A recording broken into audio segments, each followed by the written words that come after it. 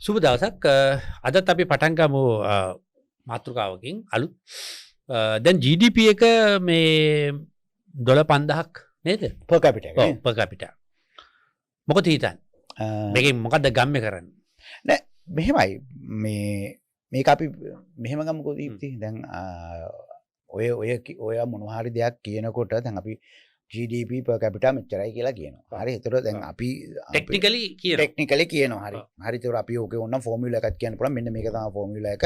මෙන්න මේ විදිහට තමයි ගණනය කරන්නේ. හරි. ඒ පැත්තෙන් කියන්න පුළුවන්. එතකොට මම අහන්නේ දැන් ඕක අපෙන් රිෆ්ලෙක්ට් වෙන්න එපා. දැන් දීප්තිලා පවුලේ ඉන්න 3 දෙනෙක්. ඔව්. එයා ඉන්නවා, අනිෂා ඉන්නවා. දුව ඉන්නවා. හරි. එතකොට ඕගොල්ලෝගේ ගෙදරට එන්න ඕනේ $15000ක් වාර්ෂිකව. ඒ කියන්නේ මම දැන් තියෙන අද 320 ගණනකට 24 හදමුකෝ. 324 හැදුවොත් මචං උඹලා ගෙදරට එන්න ඕන රුපියල් 4,06,000ක් මාසිකව. එනවද? නෑ එනක නැත්නම් බොරු කියන්න එපා. බොරු කියන්න වෙනවද 4,06,000ක්? එන්නේ නැහැ. ඒකට එන්නේ නැහැ. දැන් එනවනම් හොඳයි ඉතින්. එනවනම් හොඳයි. ඔය කියන කතාව එහෙම ඒ කියන්නේ ඔයාගෙන් රිෆ්ලෙක්ට් වෙන්න එපා. ඔව්. අනිවාර්යෙන් හරි එහෙම නැතෝ $5000 කිව්වට බෑ. ඔක අපෙන් රිෆ්ලෙක්ට් අතර අපි දන්න රජයේ ඇක්චුවල් ඒ කියන්නේ ඇක්චුවල් ඉෆෙක්ට් එක එන්න ඕනේ ඔහොම එන්නේ නැහැ. හරි. එහෙම වෙන්න බෑ. ඒතොර එහෙම නැහැ. හරි එතකොට අපි ඕකේ බලන්න ඕන දේ තමයි ඇත්තටම ගත්තොත් එහෙම රටේ 100%ක් GDP එකෙන් කොච්චර ප්‍රමාණයක් පරිභෝජනය කරනවා. හරි කොච්චර ප්‍රමාණයකට මම හිතන්නේ 100%ක් 125කට වඩා යනවා 101ක් 125ක් විතර යනවා. ඒතර අපි බලන්න ඕන ඕකේ අවම 100 ඒ කියන්නේ යටම ඉන්න 120 GDP එකෙන් කොච්චරක් යනවා. 5%කටත් අඩුයි. හරි ඔන්න ওই විදිහට තමයි. ඒ කියන්නේ විෂමතාවය වෙනවා කියන්නේ. විශාල විෂමතාවයක් තියෙනවා. ඒක ඉන්දියාවෙත් තියෙනවා. ඉන්දියාවෙත් තියෙනවා. ඒතකොට අපිට තියෙන ප්‍රශ්නේ තමයි හරි. දැන් මේ ඒ කියන්නේ ඔයා මේ ටිකක් ගැඹුරු දෙයක් කියන්නේ. ඔයා කියන්නේ මේ ජාතිකත්වයේ ආගම මේවාට ඇතුළුනා කියලා. දැන් මොකද එහෙමනේ. ඔව්. අර එයා මේක මේ ඔන්න ඔය කියන සාධාරණත්වයට යන්නේ යන්නේ නැහැ. අන්න ඒකයි වැදගත්ම දේ. ඒක තමයි වැදගත්ම. ඒ කියන්නේ අපි ගත්තොත් එimhe ලංකාවේ වෙලා තියෙන දේ තමයි අර මීඩියන් ඉන්කම් කියන්නේ. ඒ කියන්නේ මධ්‍ය ආදායම කියන එක තමයි දීප්ති වැඩි පිරිසක් ඉන්නේ. ඒ කියන්නේ අපි ගත්තොත් 40ක් විතර ඉන්නවා මධ්‍ය ආදායම කියන මැද ෆ්‍රේම් එක. මැද ෆ්‍රේම්. ඒතර මේ කාණ්ඩය තමයි සල්ලි වියදම් කරන්නේ. ඒ කියන්නේ කන්සියුම් කරා. අර 100ට ගියාට වැඩක් නැහැ. පිටරටින් ගන්න බඩුවට. ඒගොල්ලෝ පිටරටින් බඩු ගන්න. ඒගොල්ලෝ ඇවිල්ලා ලොකු ඒ කියන්නේ ඩඩ්ලි සිරිසේන ගයි මොකක්ද අර ගෙනාවේ මොකක්ද කාර් එක ඩඩ්ලි සිරිසේන බල්ලු 45 මොකක්ද කාර් එකක් ගෙනාවේ රෝල්ස් රොයිස් එකක් ගේනවා. හරි. එතකොට ඒ රෝල්ස් රොයිස් එක ගෙනාවට සාමාන්‍ය ඉකොනොමියකට බලපාන්නේ නැහැ නේ. අර මධ්‍යම ආදායම් ලබන පිරිස තමයි ගෙවල් හදන්නේ ඒගොල්ලෝ. හරි පොඩි හෝටල් වලට කන්න බොන්න යන්නේ ඒගොල්ලෝ. කාර් එක සර්විස් කරන්නේ ඒගොල්ලෝ. එතකොට ඒ අයගේ ආදායම අඩු වෙලා තියෙනවා. හරි. එතකොට මේගොල්ලෝ ගණනය කරලා තියෙන්නේ අර උඩ 100ට 1 තමයි වැඩි වෙලා තියෙන්නේ. 101 ආදායම වැඩි. උදාහරණයකට කිව්වොත් මේ ආණ්ඩුවෙන් ඉස්සෙල්ලා ඔයත් දන්නවා මාත් දන්නවා ජොන් කීල්ස් එක තිබිච්ච තත්ත්වය. අද තියෙන තත්ත්වය කොහොමද? අද මං හිතන්නේ විශාල මුදලක් මම හිතන්නේ මේ BYD වලින් ඒක අලුත්ම බිස්නස් එකක් නේ ඒගොල්ලෝ ගෙනාවේ. අලුත් බිස්නස් කීයක් ගත්තා? ඔව් අලුත් අන්න හරි. අලුත් බිස්නස් කීයක් ගත්තා? අලුත් ඒ කියන්නේ ඇත්තට මේක ඉරිසියාවාරයේ මේ බිස්නස් ප්‍රශ්නයක් නෙවෙයිනේ. අපි අනිවාර්යෙන් මේ අපි බිස්නස් ෆ්‍රෙන්ඩ්ලි නේ. එතකොට මේගොල්ලෝ ගිහිල්ලා ජොන් කීල්ස් එක හිර වෙලා තිබුණේ ජැටියේ. ඔය ජැටියේ පස්සේ හිර වෙලා ඉන්නකොට දැන් මං හිතන්නේ නට ඉන්නේ මේ දවස්වල එනකොට. අපිට මොකක්ද උනේ? සහ එතකොට රිටේල් බිස්නස් එක. මම මේ සාමාන්‍යයෙන් කියන්නේ ආණ්ඩුවක වගකීම තමයි දීප්ති අර අපි ආණ්ඩු ක්‍රම ව්‍යවස්ථාවෙන් කියනවානේ. ඒ කියන්නේ මේ හැමෝම සාධාරණව මේ ආර්ථික ක්‍රියාවලිය තුල පවත්වාගෙන යන්න එපා. දැන් රිටේල් බිස්නස් නගරවල ගත්තොත් සම්පූර්ණයෙන්ම ඒක ප්‍රධාන 4-5 දෙනෙකුට ගිහින් තියෙනවා. ඒ කියන්නේ කීල්ස් එකටයි කාගිල්ස් එකටයි ඔහොම ඊළඟට ඒ ප්‍රවණතාවය නිසාම ප්‍රාදේශීය මට්ටමින් හැදෙන තොග වෙළඳෝ ඉන්නේ. ඊළඟට ඒගොල්ලෝ ළඟටත් ගිහලා 4-5කට. ඒක දැන් වෙලා තියෙන්නේ ඇත්ත සිල්ලර බිස්නස් එකේ ඉන්න අය. ඒවලට කර කියා ගන්න දෙයක්වත් නැහැ. අර වැට් එකද මොකද්ද ඔගේ වැට් එක වැඩි කරලා තියෙනවා. එතකොට මේ මිලියන මං හිතන්නේ 36 කියනකොට වැට් ත්‍රෙෂෝල්ඩ් එක ගෙනලා තියෙනවා ඒ ගන්න. එතකොට ජනතා යුද්ධ වෙරුණ තමන්ගේ හෘදයාංගම සගයෝ දාලා තියෙනව නේද බජට් ඔෆිස් එකට හරි මේ.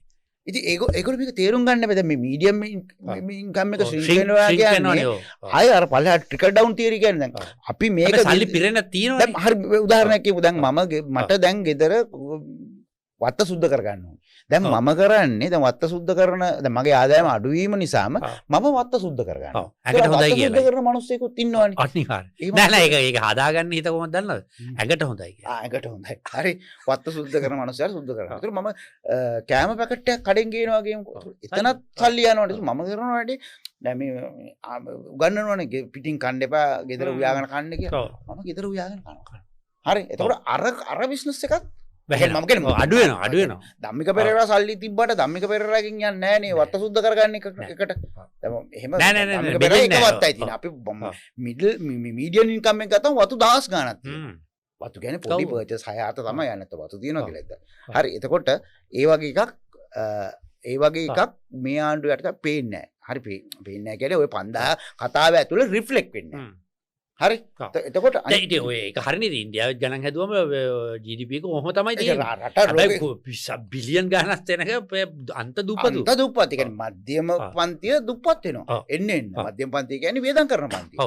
හරි. ඒතර වියදම් කරන පන්තිය පුළුවන් තරම් මේ සීමා කරලා තියෙනවා. හරි. ඒතර මේවා තමයි ඇත්ත ප්‍රශ්න.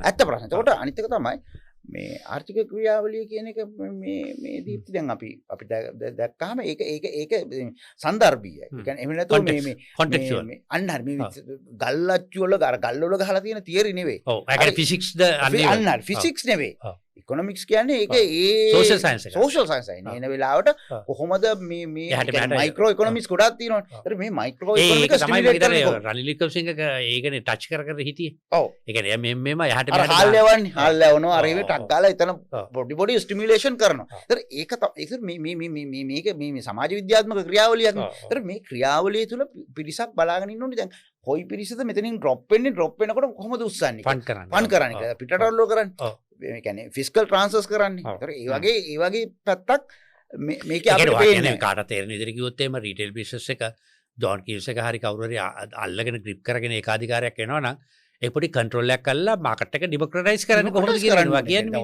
දැන් ඉන්දියාවේ තියෙනවනේ ඒකට කියන්නේ මේ මොනවාද නැෂනල් මේ ප්ලෑනින් කවුන්සිල්. නෑ නැෂනල් ප්ලෑනින් කවුන්සිල් ඒගොල්ලෝ කියනවා මේ ලයිසන්ස් රාජ් කියලා. ඒතර ඒගොල්ලෝ එහෙම ලයිසන්ස් දෙන්නේ නැහැ. ඒ කියන්නේ ඔයාම කියමුකෝ ඔයාම මේ එක දෙයක් හදාගෙන යනවා. ඒතර ඔයාට නෑ නෑ. ඔයාට ඕක අපි පොඩ්ඩක් සීමා කරන්න මොකද අනිත් කට්ටියත් ඔය බිස්නස් එකේ ඉන්නේ බෑ. අර රිටේල් බිස්නස් එක දැන් හොඳට කරගෙන යනවා කියන්නේ.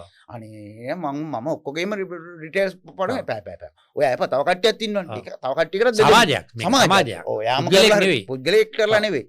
හරි දැන් පිටරටවල කරන එකක් තමයි දැන් ඔය අපි ගත්තොත් ඔය මේ මොන අවලි රේට් තියෙනකොට දෙන්නේ නැහැ. ඒ කියන්නේ අවලි රේට් මම පැය 50ක් කරත් මගේ පැය 10ක් විතර ටැක්ස් වෙනවා. ඒතකොට මම පැය 40යි කරන්නේ. ඔයාව ගෙදර ආරිනවා. ඒතකොට මාව ගෙදර යවනවා. නැත්නම් අර පැය 10 ටැක්ස් වෙනින්ද මට කරලා වැඩක් නැහැ. ඒතකොට ඒ පැය 10 වෙන කෙනෙකුට දෙනවා. අර ඒ කියන්නේ සිස්ටම් එකම හදලා තියෙනවා. ඒ කියන්නේ ආදායම් ව්‍යාප්තියක්. ප්‍රජාතාන්ත්‍රික ලෙස මේවා බෙදනවා මේ ආණ්ඩුව විසින්. ආණ්ඩුව විසින් කියන්නේ නීති ගෙනල්ලා. හරි. ඒතර මේ වගේ ඒවා කියන්නේ අපි කියනවා අර මේ වගේ මේ ආණ්ඩුවට මේ වගේ තහනම් කළා තියෙනවද කවුරු හරි? ඔය වගේ නීති තහනම් කළාද? නෑ කරලා නෑ නේද? ඒ කියන්නේ නැෂනල් ලෙවල් කොස්ට් එවිඩන්ස් එක කරන්නේ. ඔතන නේද පොලිසි මේක කෙනෙක් හැටියට මම දන්න විදිහට දැන් ලලිත් වීරතුංග ඔන්නවා මොකද යන්නේ හැන්ඩල් කරේ. එයාව කරා. හරිනේ. දැන් ඉන්න කෙනා දන්නේ නැහැ නේද ඔවා? දැන් ඉන්න කෙනාට අවබෝධයක් නැහැ නේද? එයා ගත්තොත් එයා කොහෙද මේ කස්ටම් එකේ ඉඳලා කස්ටම් එකේ ටැක්ස් ගන්න විතරයි දන්නේ. එයා දන්නවා කස්ටම් එකේ ටැක්ස් ගහන්න දන්නවා. ටැක්ස් ගහලා මොනවා හරි ඒ කියන්නේ කස්ටම් එක දන්නවනේ ලංකාවේ කස්ටම් එක කොහොමද කියලා. එතකොට අපි කියන්නේ national level cost benefit analysis එකක් කරනවානේ සාමාන්‍යයෙන් කරනවා. ඒක රටවල් කරලා මේ ඒ අදාළ විදියට ආදායම් මේ ඒ කියන්නේ විෂමතාවයට විසඳුම් හොයනවා. අපේ රටේ මේක එන්න විෂමතාවය වැඩි වෙනවා. ඒ කියන්නේ මධ්‍යම ආදායම් ලබන කට්ටිය පහළ කට්ටිය ඒ හින්දා නේද අර ජාතිය ආගම මත පදනම් වෙන අයිඩියොලොජිස්ලා උඩට එන්නේ ඒකනේ. ඔව්. ඇත්ත ප්‍රශ්නේ ආර්ථික ප්‍රශ්නේනේ. දැන් ආර්ථිකයේ හරියට විශ්නගෙන යනවනේ විපුල අර ඔයා කියන වගේ ඩ්‍රින්ක් එකක් දාන්න සෙට් වෙනවා එහෙමනේ. විනෝදේ තියෙනවනේ. ජාතියක් ආගමක් පස්සේ විතර දුවන්නේ නැහැ නේ. දැන් ඔය ජාතිය ආගම අර එහෙම වැඩිපුර උඩට එන්නේ එතකොට දැන් වැඩි ඕනේ එංගලන්තේ බ්‍රෙක්සිට් එක වෙලාවේ. හරි. නයිජල් ෆරාජ් එනකොට කොන්සර්වටිව් පක්ෂයයි ලේබර් පක්ෂයයි දෙකම මේ අපි මේකෙන් යුරෝපා සංගමෙන් අයින් වෙන්න ඕනේ නැහැ කිව්වා. අරයා තනිමතයට කිව්වා අපි යුරෝපා සංගමේ ඉන්න නිසා තමයි අපිට කෙලවිලා තියෙන්නේ. හැබැයි යුරෝපා සංගමෙන් අයින් වුණා කියලා හරි ගියේ නැහැ නේ. ඉතින් හැබැයි මතය අද ඒගොල්ලන්ගේ ඉකොනොමික බිඳුවට වැටිලා අදේගොල්ලෝ දන්නවා. හැබැයි පෙරහැර ගිහිල්ලා ඉවරයි. පෙරහැර ගිහිල්ලා ඉවරයි. ඒ වගේ දැන් ඕකමනේ වා කියන්නේ ඉස්සරහදී තලපති විජයකින් වෙන්න නියමිත වෙන්නේ. වෙන්න නියමිත වෙන්නේත් ඒකනේ. එතකොට අපි ගත්තොත් දැන් මේ දැන් මේ ක්‍රයිසිස් සිටුවේෂන් එක ගැන දැන් මේ රනිල් වික්‍රමසිංහ මහත්තයා ඉන්නකොට මේ ඔය ගොඩක් විවේචනය කරන්නේ එයාගේ වැඩපිළිවෙල. හරි සල්ලි යන්නේ සල්ලි නෑ අරම මේ ඕම ගොඩක් විජේවර්ධන ඔය හිටියනේ මේ ආර්ථික විද්‍යාඥයෝ කියන්නේ ඒගොල්ලන්ගේ මේ ඒගොල්ලෝ පොඩ්කාස්ට් වැඩියම ගියේ ඒක. ඒ කාලේනේ. දැන්කෝ ඒකනේ වහන්නේ. දැන්කෝ. ඒගොල්ලෝ දැන් ඇවිල්ලා කියනවා රයිට්. දැන් ඒගොල්ලොන්ට කන්ට්‍රෝල් ආණ්ඩුවන්නේ මේ තියෙන්නේ ජනතා පුත්‍රයෝ ටිකක් ඉන්නේ. ඒතර ජනතා පුත්‍රයෝ ටිකනේ යකෝ අර රනිල් හිටපු කාලටත් වඩා අන්තයිනේ. ඔව්. සල්ලියක් නැහැ මිනිස්සු. සල්ලියක් නැහැ. මොකද්ද කරන්නේ කියලා. එහෙම එකක් නැහැ නේද? සහ අනිත් එක තව නෑ ඒගොල්ලෝ මම දැක්කා මේ තමන්ගේ අර පොඩි කාලේ පොඩි සෙල්ලම් කවි ලිව්වා මම දැක්කා එහෙම සන්නස් කළත් එක්කත් වීඩියෝ එකක් කරලා තිබුණා. දැන් ඒගොල්ලෝ කතා කරන්නේ අර ළමා කාලේ මතකය ආර්ථික විද්‍යාව කතා කරන්නේ. ආර්ථික විද්‍යාව කතා කරන්නේ. මොකද දැන් මේ ඇවිල්ලා මේ කියන්නේ අර තියරි ගොඩක් දන්න අයනේ. ඔව්. හොඳටම දන්න අය. හොඳටම දන්න අයනේ. හැබැයි ඒ තියරි දන්න අයට වඩා තියරි නොදන්න අය කරානේ. මම දැක්ක දනනාතුත් මේ ඊයේ පෙරේද කතා කරා මේ කඳුනගින එක ගැන ඉන්දියාවේ.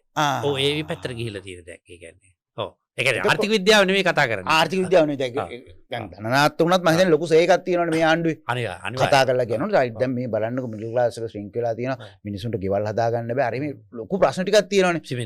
සිමෙන්ති වැඩි සාමාන්‍ය අද ගත්තොත් එහෙම වර්ග අඩියක් රුපියල් 20000කට වගේ 20000ක් වගේ වෙනවා. ඒ කියන්නේ වර්ග අඩි 1000ක ගයක් හදන්න ඉඩම නැතුව රුපියල් ලක්ෂ 200ක් යනවා. එතකොට ඔය ලක්ෂ 200 කියන එකේ කවුරු ගෙවල් හදන්නේ නැහැ. ගෙවල් හදන්න බෑ. ඒක ලොකු මිනිස්සු ගොඩක් මිසරබල්.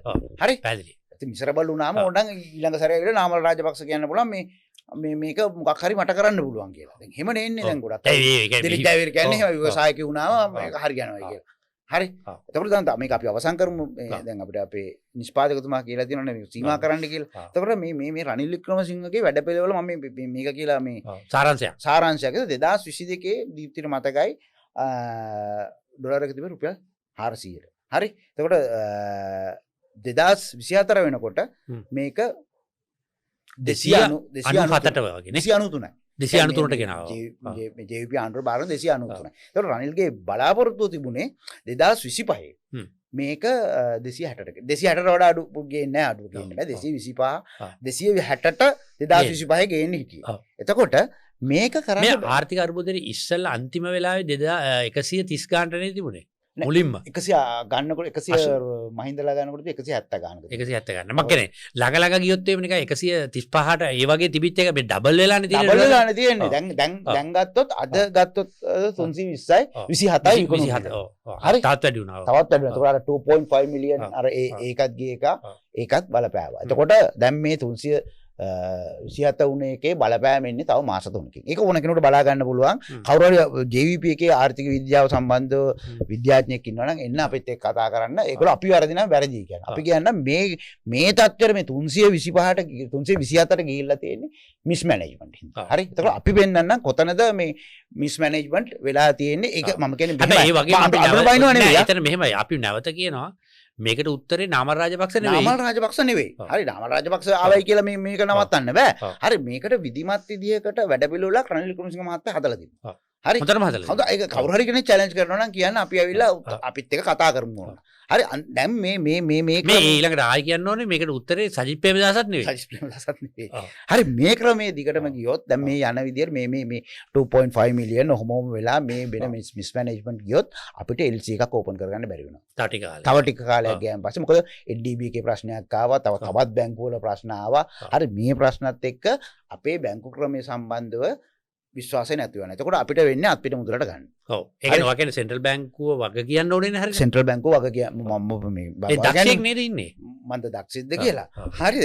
එතකොට තව දැන් මේ 300 මේකේ බලපෑම හරි දැන් අපි ගන්න හැම අපි ගත්තොත් එහෙම හැමදාම කියන එකක් තමයි අපි ගන්න රුපියලක් වේදම් කරනකොට ඒකෙන් රුපියලෙන් 740ක්ම පිටරටින් ආනයන මත පදනයි. හැබැයි දීප්ති දැන් වෙද්දි මේ වැඩිවීමත් එක්ක තව මාස 3කින් මේ අපි ගන්න සියලුම භාණ්ඩ හා සේවා හරිද මේ ඩොලරේ වැඩිවීම නිසා 10%කින් වැඩි වෙනවා. ඒ වගේම අපි ගෙවන්න තියෙන ණය ප්‍රමාණය රුපියල් වලට ගත්තායින් පස්සේ ඒකත් 10%කින් විතර වැඩි වෙනවා. 10%කින් 15කින් වැඩි වෙනවා. ඉතින් මේ ඔක්කොගේම බර එන්නේ අපිට. ඒ කියන්නේ මේ බර කාටවත් දෙන්න බෑ. මිනිස්සුන් තර මේක වෙන්නේ මේ මිස් මැනේජ්මන්ට් එක නිසා හරි මේ සම්බන්ධ දැන් ආය දැන් මේ ආණ්ඩුවට අපි ගෙදර යන්න කියනවා නෙවෙයි හරි හදාගන්න මේක හදාගන්න හෙට උදේ ඉඳලා පල්ලේගම ආම්දුරන්ගේ ප්‍රශ්නයක් නෙවෙයි තියෙන්නේ අපිට නේද මේ මෙන්න මේ ප්‍රශ්නෙට හෙට උදේ ඉඳලා ජනාධිපතිතුමා වැඩ පටන් ගන්න. ජනාධිපතිතුමා වැඩ පටන් ගන්න. කියන්නේ මේක නැත්තම් ඉතින් ලොකු ප්‍රශ්නයක් වෙනවනේ. ඒක මේ ප්‍රශ්නේ ක්‍රයිසිස් එක විසින් අලුත් පිරිසක් බලය ගන්නවද පිළිපොළු ගත්තෙත් එහෙම තමයි. ඔව්. ඒකේ අදහස් වෙන්නේ ඊළඟට එන හරියනවා කියන එක නෙවෙයි. ඒ ආර්ථික අර්බුදයක් විසින් අපි මේ ඉතිසලා කතා කරා පාලක පන්ති 4-5ක් ටෙස්ට් කරලා තමයි ඒක ඉවර වෙන්නේ. ඉවර වෙලා තියෙන්නේ ලෝක ඉතිහාසෙත් වෙලා තියෙන්නේ. දැන් උදාහරණයක් මේකෙන් අදහස් වෙන්නේ ඩොනල්ඩ් ට්‍රම්ප්ගෙන් ඉවර වෙනවා කියන එක නෙවෙයි ඇමරිකන් ක්‍රයිසිස්. ක්‍රයිසිස් එක වෙන එකකට තව රෙජිම් එකක්. ඉතින් ඒ නිසා එහෙනම් අපි නවත්තමු හෙට හම්බ වෙමු.